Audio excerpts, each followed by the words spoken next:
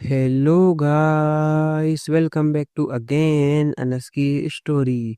आज फिर हम एक नई कहानी लेकर आपके सामने उपस्थित हैं। दोस्तों, वीडियो स्टार्ट करने से पहले मैं आपसे एक बात कहना चाहता हूँ। अगर ये वीडियो आप तक पहुँच गई है तो प्लीज़ आप चैनल को सब्सक्राइब करें और मुझे अपना छोटा भाई समझकर सपोर्ट करें, क्योंकि आपके सब्सक्राइब करने से हमें मोटिवेशन मिलता है और वीडियो बनाने में भी अच्छा लगता है। तो प्लीज़ आप लोग मुझे सपोर्ट करें। तो चलिए शुरू करते हैं आज की कहानी। 7 PM, शाम 7 बजे, हॉरर स्टोरी। वो शाम भी बाकी शामों जैसी ही थी, लेकिन गांव के लोगों के चेहरों पर उस दिन कुछ और भी ज़्यादा भय का साया था। सूरज जैसे ही पहाड़ियों के पीछे डूबा, हर किसी ने अपने दरवाजे बंद कर लिए, जैसे किसी अदृश्य डर ने पूरे गांव को जकड़ लिया हो।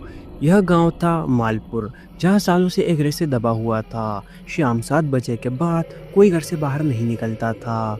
कहते हैं हर बार जो भी इस नियम को तोड़ता, उसकी अगले सुबह लाश मिलती थी, वो भी बिना किसी खून के, आंखें फटी हुई और चेहरा ऐसा जैसे किसी ने अंदर तक खूब भर दिया हो।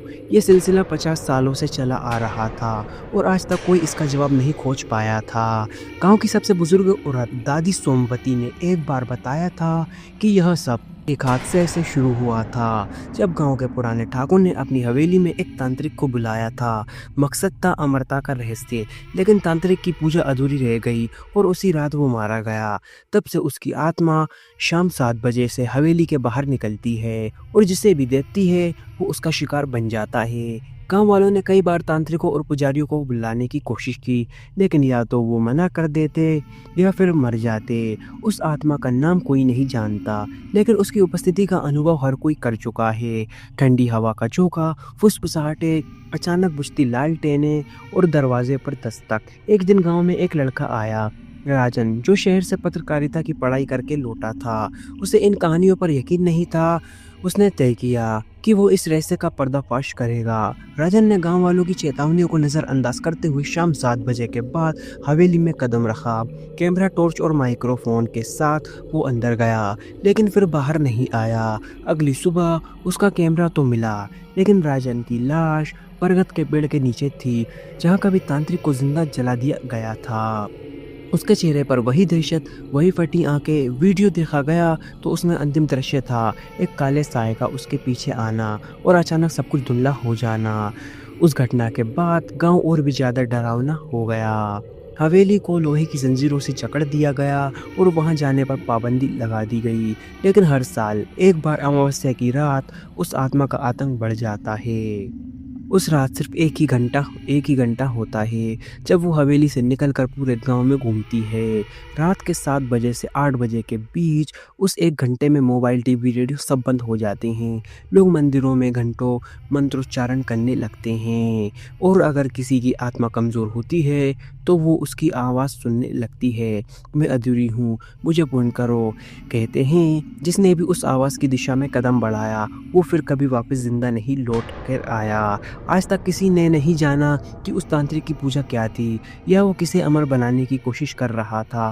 लेकिन गांव में एक अफवाह है, ठाकुर के खानदान का कोई वंशज अगर उस हवेली में कदम रखे तो आत्मा शांत हो सकती है। लेकिन ठाकुर का आखिरी वारिस अविनाश सालों पहले शहर चला गया और अब अफवाह है कि वो वापस लौट आया है। लेकिन चुप कर, जब वह आत्मा वाकई शांत होगी या फिर उसकी आत्मा में अब इतना गुस्सा भर गया है कि वो पूरे गांव को ख़त्म कर देगी, यह राज अभी भी बाकी है। और हर शाम 7 PM के बाद यह डर एक बार फिर गांव की हवाओं में तैरने लगता है। यह कहानी केवल मनोरंजन के लिए है। इसका उद्देश्य किसी भी धार्मिक या सांस्कृतिक भावनाओं को ठेस पहुंचाना नहीं है। अंत में मिलता हूं आपको नेक्स्ट वीडियो में किसी नए टॉपिक के साथ। तब तक love you so much MS की जनता। अगर आप लोगों के पास भी कोई डरावनी हॉरर स्टोरी है तो आप हमें इंस्टाग्राम पर DM करें। जय हिंद, जय भारत। अगर आपको वीडियो अच्छी लगी हो तो प्लीज़ वीडियो को लाइक करें और चैनल को भी सब्सक्राइब करके बेल नोटिफिकेशन को ऑल पर प्रेस कर दें। Thanks for your watching.